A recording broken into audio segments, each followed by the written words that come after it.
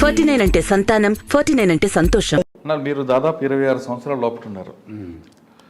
ఇటు అమ్మా నాన్నల్ని అనురాగాన్ని దూరం చేసుకొని కుటుంబాలని త్యాగం చేస్తూ అంత జీవితం గడుపుతున్న మీకు పార్టీ అంటే మీకు ఒక అభిమానం, పీపుల్స్ కోసం పనిచేస్తున్న మీకు ఎప్పుడైనా మనసుకు తగిలిన బాధ కలిగిన సంఘటన జరిగిందా? బాధలు ఎన్నోసార్లు కలిగినాయి సార్. ఒక్కటే చెప్పగలరా? అంటే మీరు తల్లిదండ్రులు వాళ్ళు కాదు, నాకు ప్రజలే అనుకొని వెళ్ళారు మీరు.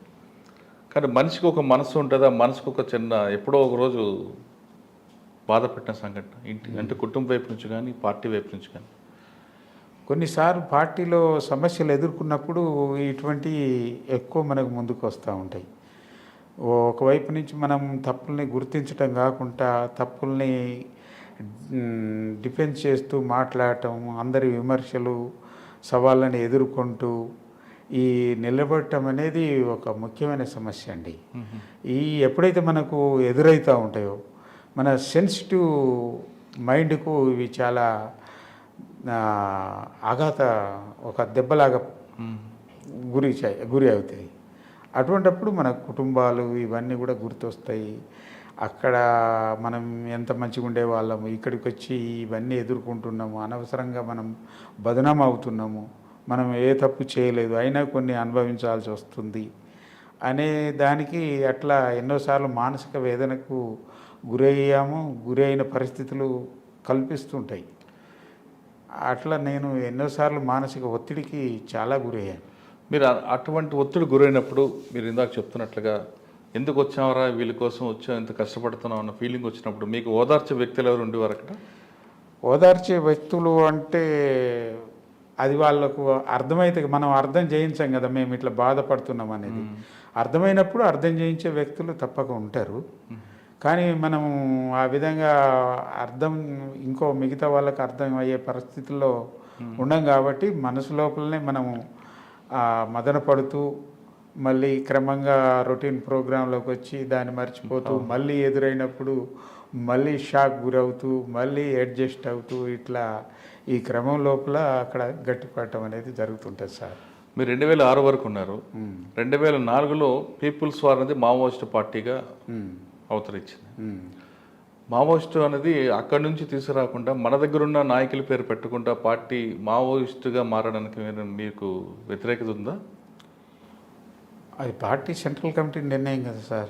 సెంట్రల్ కమిటీ నిర్ణయం కాబట్టి మేము కింది కమిటీలు దాన్ని ఏమి చేయలేవు. కాకపోతే అభిప్రాయాలు చెప్పవచ్చు. మీ అభిప్రాయం ఏంటండి దాని మీద?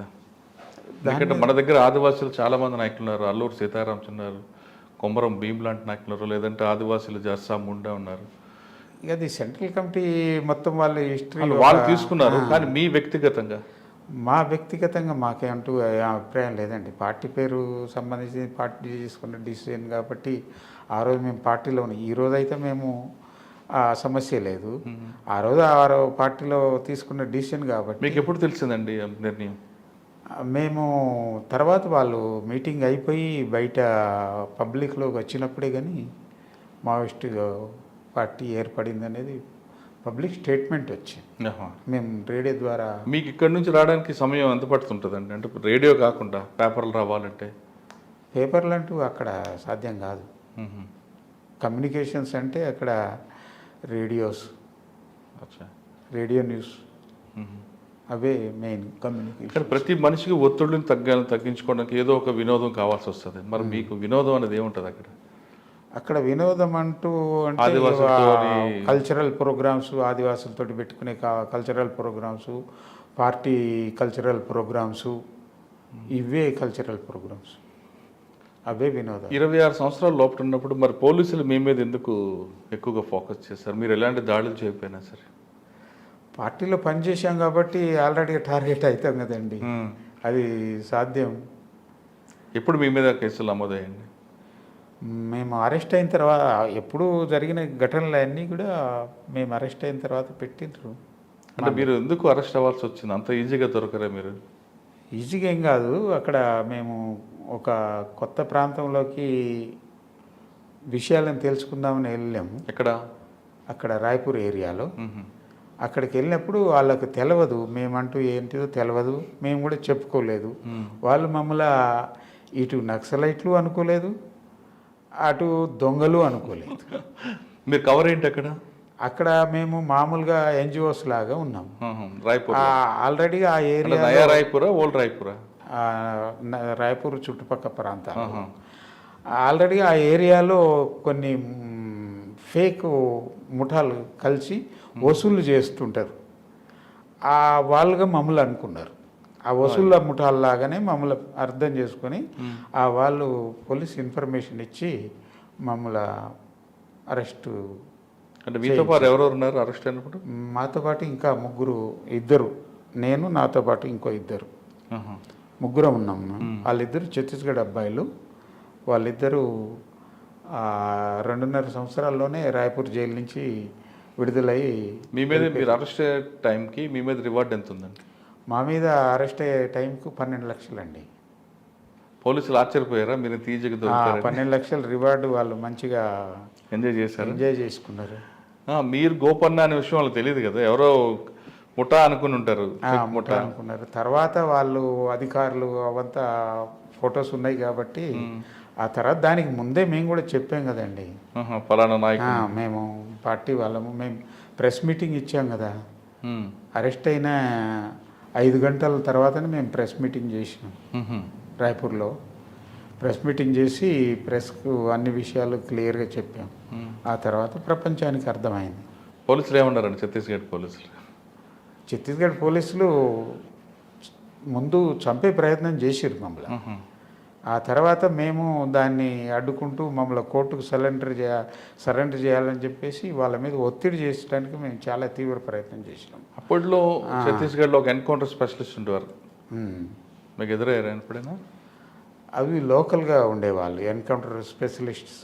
లోకల్గా అక్కడక్కడ కొన్ని ఏరియాలో ఈ గడ్చిరోలి ఇటు బార్డర్ వైపు. ఏం పేర్లండి వాళ్ళ పేరు ఏంటిదో కానీ అటు ఛత్తీస్గఢ్ మెయిన్ కొన్ని లోకల్ ఏరియాలలో ఉండేవాళ్ళు. ఒక్కరంటూ ఏం లేదు కానీ.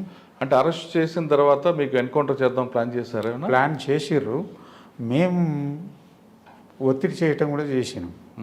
మమ్మల్ని కోర్టుకు సరెండర్ చేయండి, ఎందుకు మమ్మల్ని సీక్రెట్గా పెడుతున్నారు.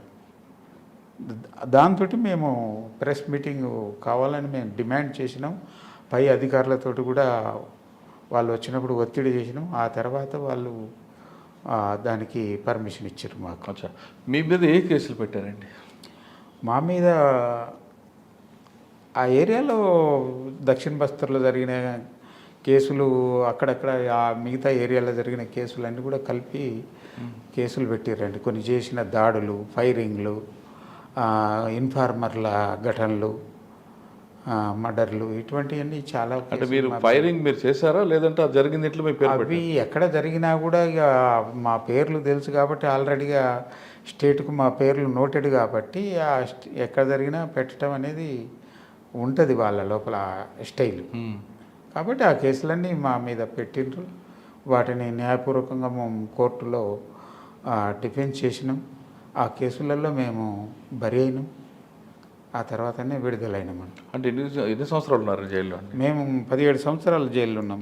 జగదల్పూర్ జైలు అన్న. అక్కడ జగదల్పూర్ జైలు అంటే అదొక అండమాన్ జైలు అనేది ఒక పేరు ఉండేది, అలాగే ఉందా లేదంటే మిగతా జైలు లాగా ఉంటుందా? అంతే బరాబరే ఉంటుందండి.